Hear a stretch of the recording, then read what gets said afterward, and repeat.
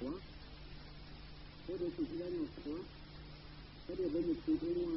closer to him is those who suffer. What kind of work will you do to protect yourself from the wrath of God?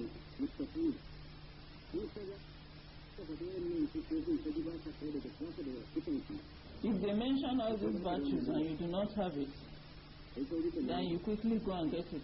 And when you find it, you will get protection from the word of God.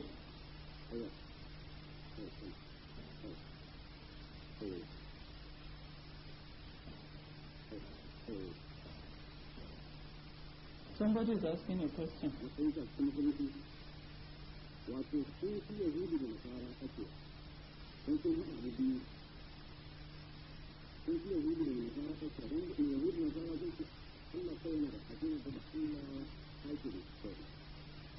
Responding to the question.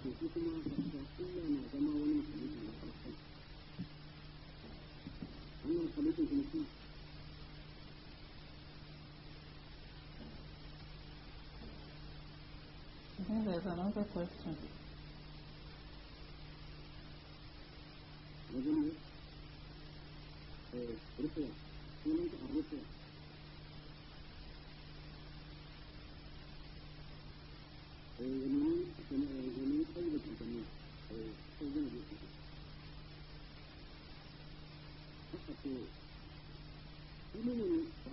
Just responding to the question.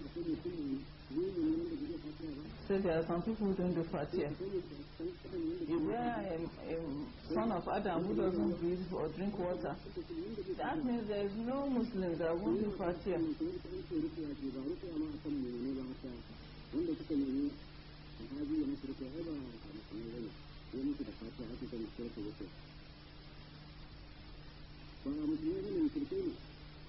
He's talking about some people who are not Muslims.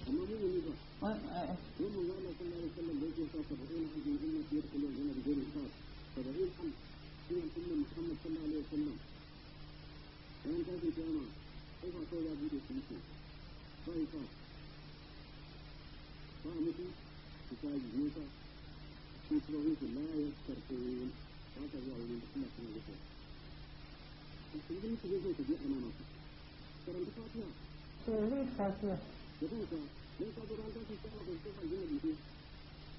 Anyway, responding to that question.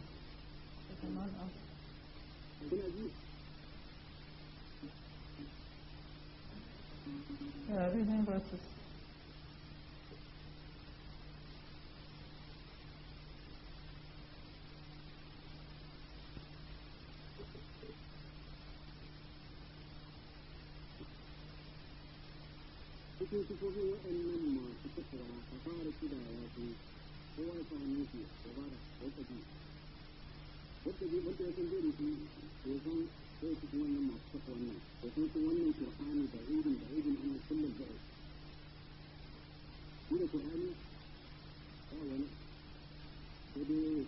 If you don't have certain things, you and the Quran have no relationship. The most important thing is Iman, that's your conscience, your good conscience.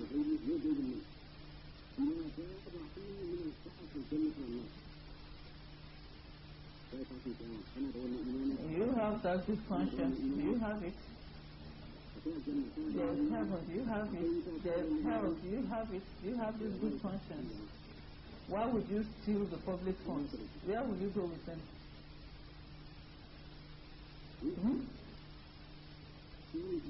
This good conscience.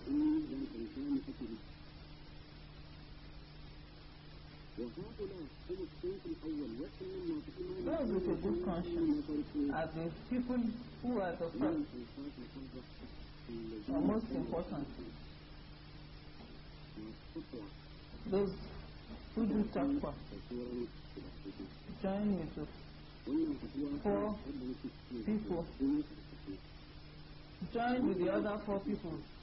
That is the kind of grouping we have today, that we should come together and live in peace, just like they tried to do in Medina, to live in peace in Medina. The ugly people, the hypocrites, The ignorant and foolish people, they came together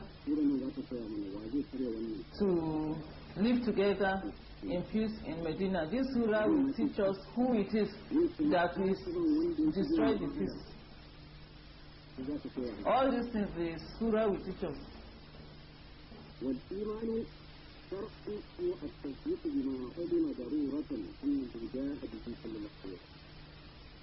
Good conscience. If we talk about conscience in Sharia, what do we mean by Iman in Sharia? That is the very truth that you know from the Lura. Why did they say what you know from the Lura?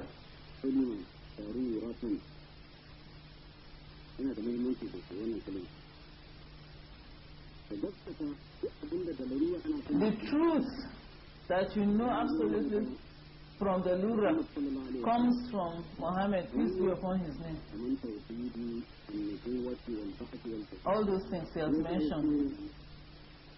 Why did he say the thing that you get from the Lura? What they are saying from the Lura is that there is absolutely no doubt and no argument that two people will completely agree. And even the teachers too will agree, and they have absolutely no arguments on its interpretation. That you have to know it with deep, deep wisdom or intelligence before you can understand these things. But these people don't want it. There is hell, there is heaven, and all other things that there are.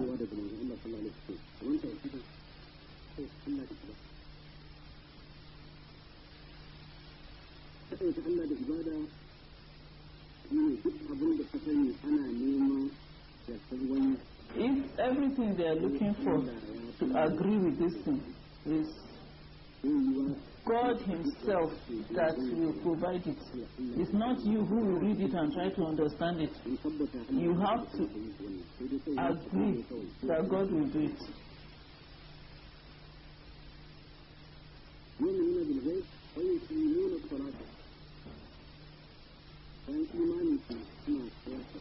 They are in their good conscience, they do their salah, their prayers.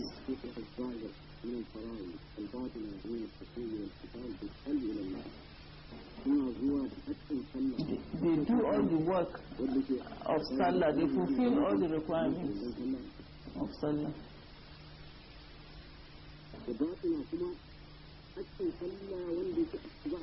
There are some work of the salah that inside they don't see it. There is an interruption. Somebody wants to talk to me. Do you understand Hausa? Yes, I do.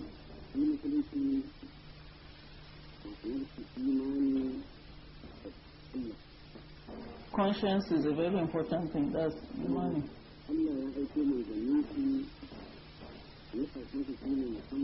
God sent His Prophet Muhammad, peace be upon his name. Jesus Christ is not the Son of God.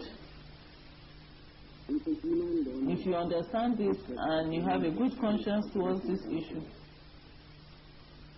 you will become a Muslim. I want you to say La ilaha illallah Muhammadur Rasulullah. Now you have become a Muslim. What's your name? Abdullah. Is your name Abdullah or your name is Ayo and you want Abdullah?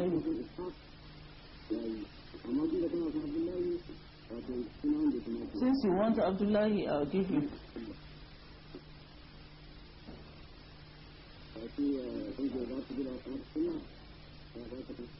I give it to you to study Islam, and then somebody will teach you what to do. Now they are going to explain everything to him. Yeah.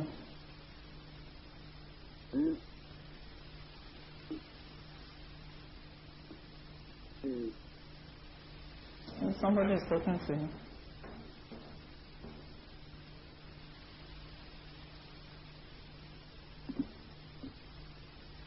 They're asking a question.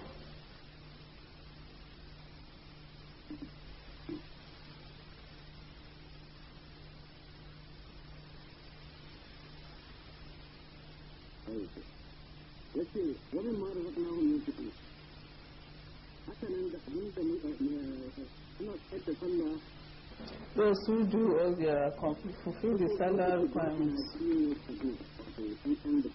the fear of God.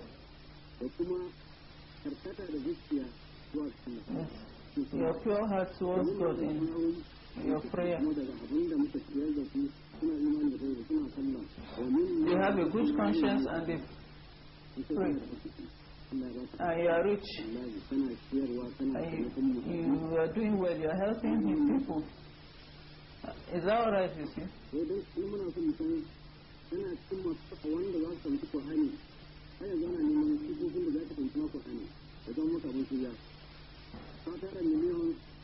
You gathered millions. There's nothing you're doing with it. You fly. You do all sorts of things. Does that mean you're a true Muslim? Are you doing all the things you should do? Those who have a good conscience and follow the Quran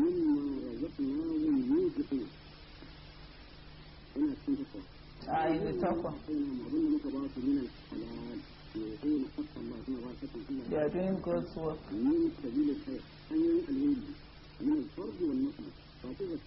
It's not only zakat. They have to also help. All the works of God, they are doing it. They are.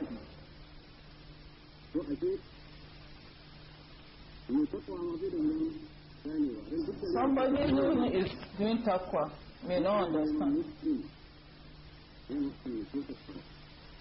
If you go into any town, if they say how many people have money, who are those rich people? They say, Malan, this one has money, this one has money, this one has money. They will mention all of them. If you go to the same town and you ask the genuine, who are the genuine Muslims, will you find them amongst those who are rich? I want you to understand something. It's not that whether it's relevant or not relevant. Is it that a true Muslim is different from a rich man? A rich man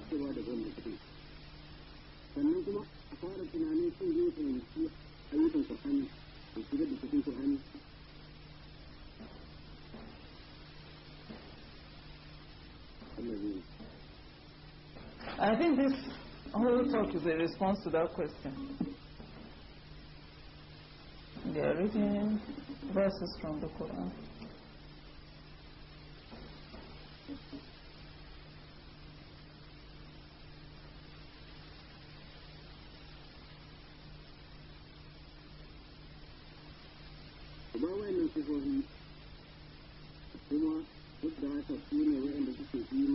Apart from all these things, those who have a good conscience towards the Quran and His prophets,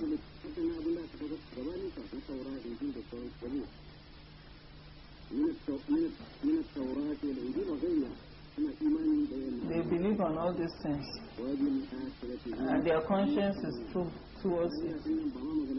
This head is no matter of good conscience.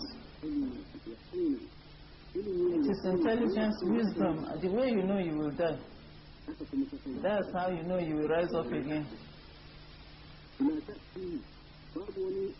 There's no doubt or controversy